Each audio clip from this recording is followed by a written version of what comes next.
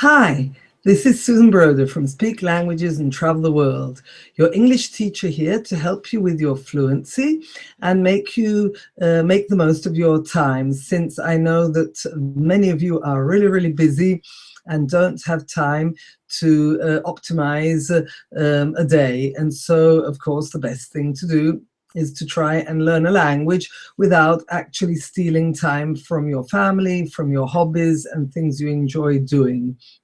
So I'm here today to give you some excellent podcasts that you can listen to whilst you're commuting, driving to work, or doing anything that is not taking up your mind.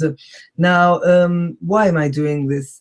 Normally, we teachers tend to tell you, you must listen to more English, you must watch TV, you must expose yourself to a lot of English.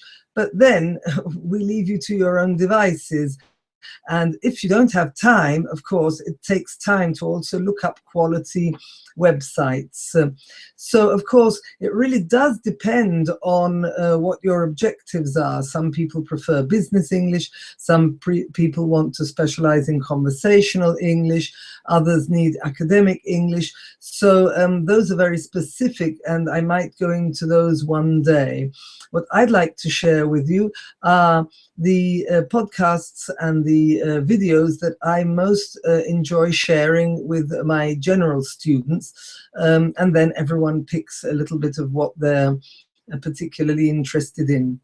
So let me get to the documents here and see if I can share with you the various documents to give you some tips. So the first one here is I think I accidentally got the second one. Well, that's no problem. The second one I've got here, and it's about watching videos. And so VoScreen is an excellent one. This, of course, you can't do whilst you're driving. You have to actually sit down for a few minutes and look at it. But it is excellent. So practically you have VoScreen, which proposes 5 seconds from any kind of film, and only 5 seconds, and you can press it various times to hear it again and again. And when you're fairly sure you understand what they said, not understand it, being able to translate. That's not important. Understand being able to imitate the sounds, then that's the time you click to see the subtitle to see if you got it right. There are 2 buttons where you should be within a time limit answering correct and incorrect questions. They put a translation, but that's really bad. So it's a Google translator, and very often there is no connection to the real meaning. So I would forget that. VoScreen is useful for you to listen and see if you can repeat what they say, irrelevant of whether you understand it or not. And then just click to see if you got it right. As soon as you read it, you'll notice that you understand it. Now, Ororo TV was one of my favorite sites for watching films with subtitles in English, and you had all your favorite TV series from the very first, what do we call it? The very first episode until the episode of 2 days ago. So years and years of episodes.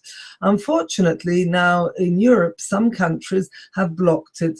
I presume there's something not quite 100% right with it, since they're showing TV series that haven't always appeared on the local TV. So maybe that's an issue. However, I know that, for example, now in Spain, it's working. It isn't working in Germany or Italy. It is working in South America, so you'll just have to test it out. However, if you can get to watch it, it is absolutely excellent, and you can watch that whenever you feel like it. Then we have Randall's ESL Cyber Listening Lab. He's American, so it's only American language, and he does something very nice. He also puts exercises, comprehension exercises, so they're very up-to-date topics. He's very colloquial, but you can answer comprehension questions to test how much you understood. And I think that's very important. The only thing is he's very, very American. So if that's what you're aiming at, that's perfect. If you're aiming for more British English, you have to go elsewhere. And one place is the ELO, English Listening Lesson Library online. And there are, again, all kinds of videos and games with more than one person speaking, but they are not all native speakers. There's a little flag which will tell you which nationality they are coming from, but they all speak English. Just it's good to know if it's a Swedish accent or a South African accent and so on. Excellent stuff. For those who love songs, it's wonderful to go on lyricstraining.com and type in the missing words of the songs, your favorite songs practically. And you can do it fast, slow, you can do it at intermediate level, at beginner level, and I don't recommend advanced, it's pretty hard. But it's a fun way of practicing your songs and practicing your English. Okay, so those were the films. Now, let me see what else I have here. Ah, yes, this is what I originally wanted to show you first. These are the podcasts, because in reality, I think the videos are the ones you'll have to take time for, sit down and take time for. Whilst the podcasts you can listen to wherever you are, whilst driving or doing other things. So, for example, if you like the news, you can hear news from the world from the BBC in 60 seconds. So it's very short, but you have all the world news in a few seconds. Then there is BBC Learning English, which is an absolutely excellent website. There you can poke around, have a look, browse through the various possibilities. But one I've picked for listening to whilst you're commuting is 6 Minute English. It's intermediate level, and it's a 6-minute conversation where you can, or sometimes it's a monologue, where you can hear topics being discussed. And I think it's very, very good. Now, something very new that's come out, they only started in November, is high-level listening. I discovered it about 3 weeks after they had started. An American girl with a British boy, to give you the best of both accents. They have now started also doing role plays, but previously they were doing vocabulary lessons or expressions. And they do very short, I think about 5 minutes a day listening, divided into 5 1-minute batches. And I really recommend it. It's absolutely excellent if your level is intermediate upwards. Then there's also Culips. Culips I just discovered yesterday. And it's also excellent. You can learn conversational English for everyday use there, and they also give you learning materials to work with.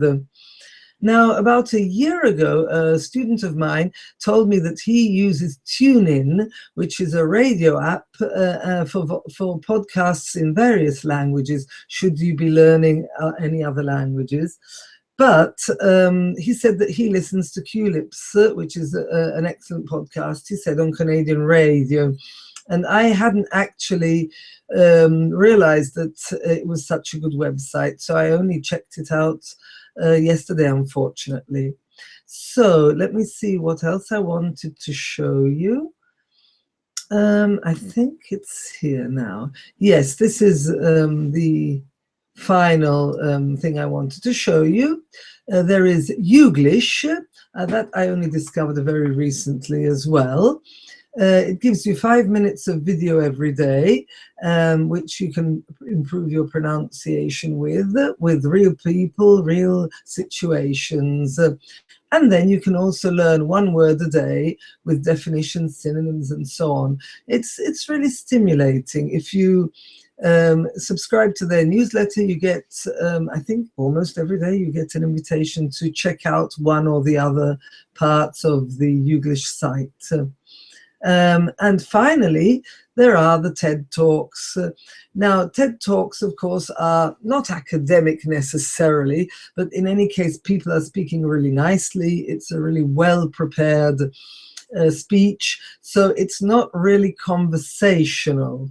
But I think it's very educational, and if you enjoy choosing various topics between 5 and 25 minutes, you can watch with subtitles initially and then maybe eliminate them as you get more proficient. But please use the subtitles directly from the website. So don't go on YouTube, because the translations are Google translations and they are horrific. You can also get the transcript of the talk, and you can also download so that you can listen to it, for example, whilst commuting on the car and so on. So in reality, there are many, many more websites that you can download podcasts from. And actually, if you'd like to write in the comments of any that you know of that I haven't mentioned, I've only picked the ones that I find are most useful for the general public. Then there are things which are much more specific. But this is for the general public, so I think I'd have to give some general advice. But those are absolutely excellent websites. I'm not affiliated to them, so I'm not gaining anything except the pleasure of recommending something that will help my students. So I hope this advice was useful. That way you don't need to look so far, don't need to waste so much time. You can just optimize your time and get straight down to choosing a website and starting. Okay, so I'll leave you. That's all for now. And please subscribe here so that you can be notified of more, videos when I upload them. And if you want to download my free fluency exercises, the link is in the description below. And that's all from me for now, and see you again tomorrow. Bye. Goodbye.